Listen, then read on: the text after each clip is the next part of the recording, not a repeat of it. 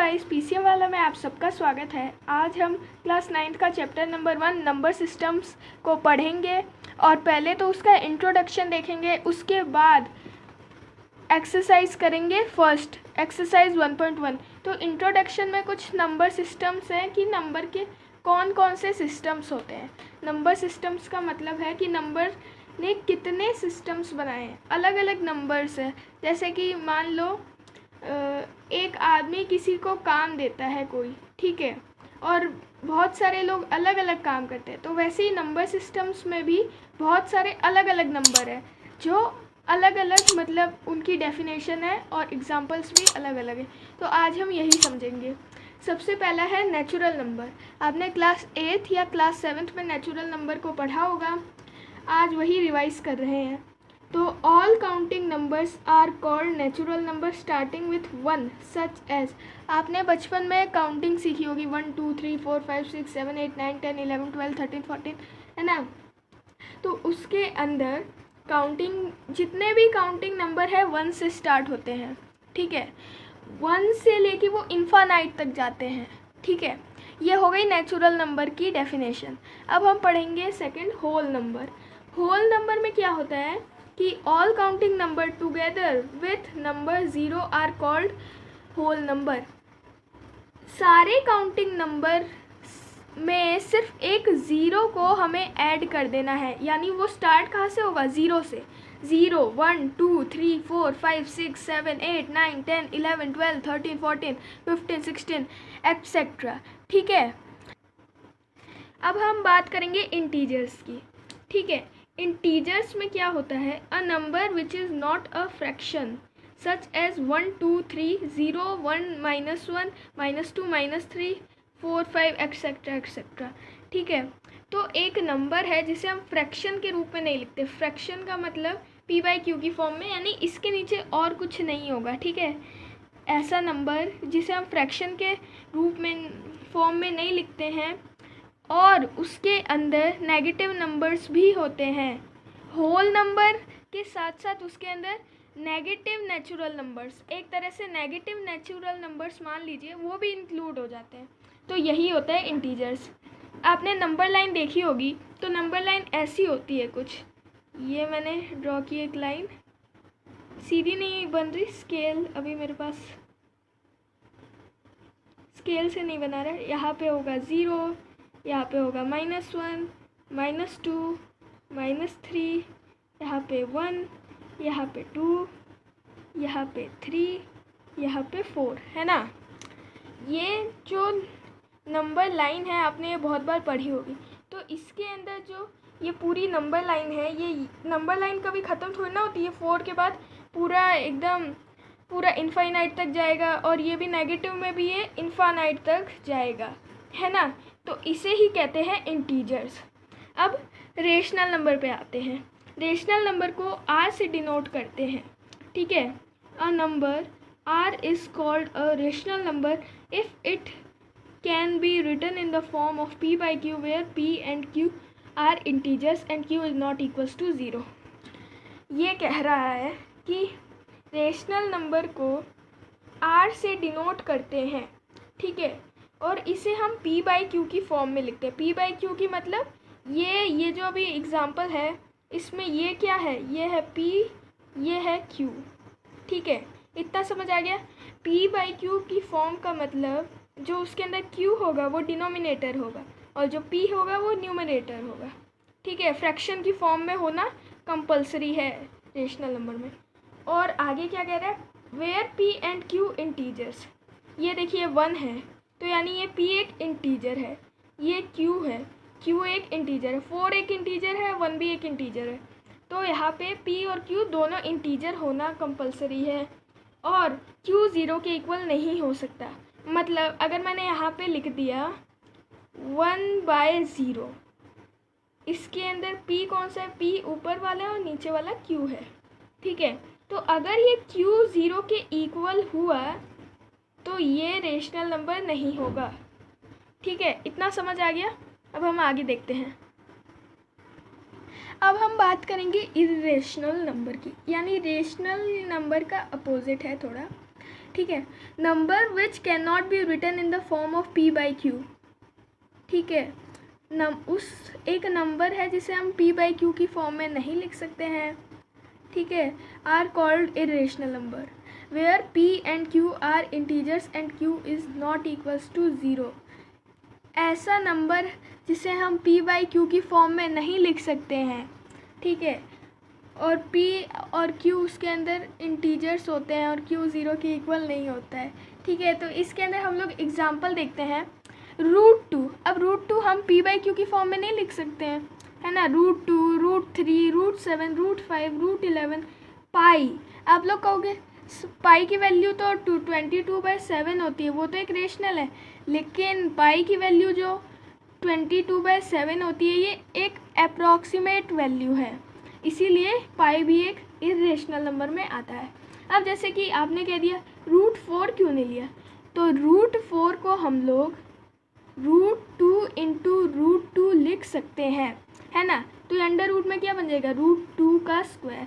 अब जहाँ पे भी √2 स्क्वायर लिखा होगा, अब जैसे कि मान लो यहाँ पे आप लिख दिया √2 स्क्वायर प्लस √2 स्क्वायर, ओके, इतना लिखा है।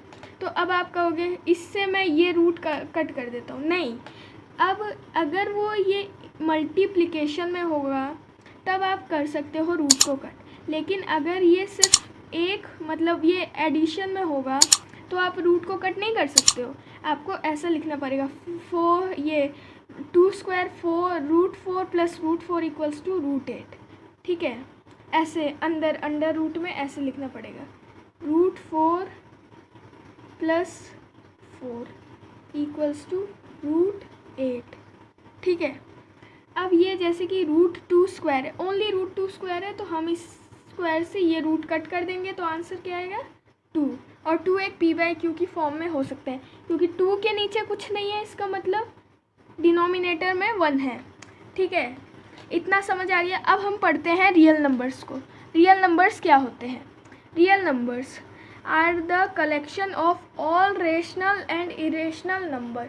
रियल नंबर क्या होते हैं कि रियल नंबर वो नंबर्स होते हैं जिसके अंदर रेशनल नंबर और इरेशनल नंबर ये दोनों नंबर ही होते हैं, ठीक है। जैसे कि एग्जांपल देखो 1/1 ये एक रेशनल है, 2/3 एक रेशनल है, 8/1 एक रेशनल है, √2 इरेशनल है, √3 इरेशनल है, √5 इरेशनल है, 3/4 रेशनल है, एक्सेट्रा। उसके अंदर रेशनल के साथ इरेशनल भी इंक्लूड होंगे। इतना समझ आ गया। रेशनल के साथ इरेशनल भी इंक्लूड होंगे रियल नंबर्स में। ये एक कलेक्शन है ऑल रेशनल नंबर और ऑल इरेशनल नंबर की। हम लोग एक्सरसाइज 1.1 शुरू करते हैं। तो एक्सरसाइज 1.1 का क्वेश्चन नंबर 1 ये है, is 0 is a rational number, can you write in the form of p by q where p and q are integers and q is not equals to 0। तो question 1 ये कह रहा है कि आपको एक नंबर दिया है 0, ठीक है। आपको बताना है कि 0 क्या एक रेशनल नंबर है, इसे हम p बाई क्यू की फॉर्म में लिख सकते हैं और इसके अंदर q 0 के इक्वल नहीं होता। अच्छा, अगर मैं इसके नीचे 1 डाल दूँ तो देखिए ये ऊपर वाला जो न्यूमरेटर होता है वो तो p होता है और जो डिनोमिनेटर होता है वो q होता है। कह रहा है कि q 0 के इक्वल नहीं होना चाहिए, तो यहाँ पे q इक्वल्स टू 1 है, यानी q 0 के इक्वल नहीं है, यानी कि 0 एक रेशनल नंबर है। आप लिखना yes 0 is a rational number, 0 is a rational number, ठीक है। उसके बाद आप ऐसे एग्जाम्पल दे देना 0/1। p इसके अंदर 0 हो सकता है रेशनल नंबर में, लेकिन q 0 मत करना, ठीक है। 0/2, 0/3, 0/4, 0/5, 0/6 एंड सो ऑन, ऐसे ही चलता रहेगा। ऐसे एग्जाम्पल दे देना, ठीक है। तो अब हम क्वेश्चन नंबर 2 करेंगे। क्वेश्चन नंबर 2 ये कह रहे हैं find 6 rational number between 3 and 4। हमें 3 एंड 4 के बीच में 6 रेशनल नंबर फाइंड करने हैं। तो अगर ये 3 है, ठीक है, मैं इसे आपको शॉर्ट ट्रिक के साथ बताता हूँ और इस शॉर्ट ट्रिक को आप अपने एग्ज़ाम में भी अप्लाई कर सकते हो, ठीक है। ये 3 है, इसके नीचे कुछ नहीं है तो डिनोमिनेटर में 1 होगा। ये 4 है, इसके नीचे कुछ नहीं तो डिनोमिनेटर में 1 होगा। अब इन न्यूमरेटर और डिनोमिनेटर दोनों साइड्स के इसे 10 से मल्टीप्लाई कर दो। ये 3/1 से और ये 4/1 से भी, दोनों से ही 10 से मल्टीप्लाई कर दो। ओके, ये क्या आ गया 30/10 और ये आ गया 40/10, ठीक है। अब ये देखो, ये p/q की फॉर्म में भी है, ठीक है, यानी एक रेशनल नंबर है।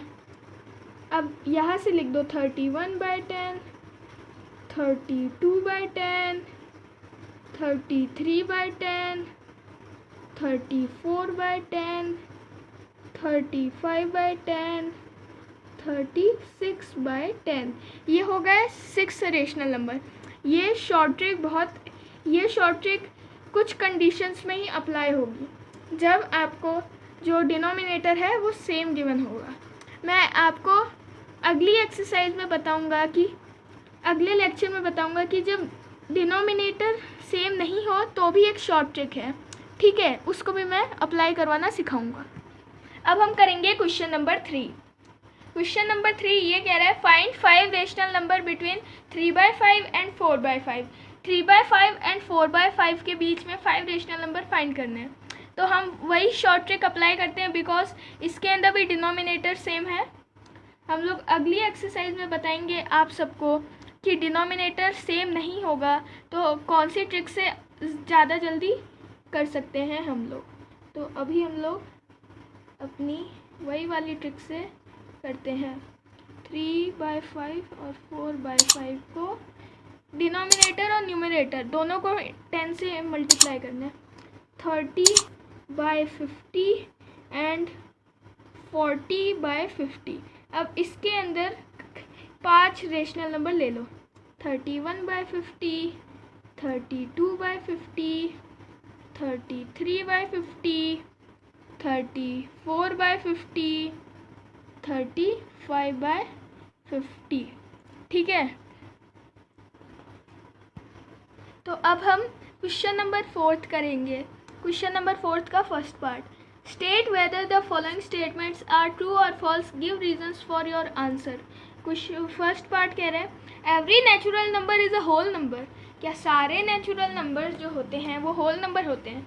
तो देखिए नेचुरल नंबर में क्या क्या होता है।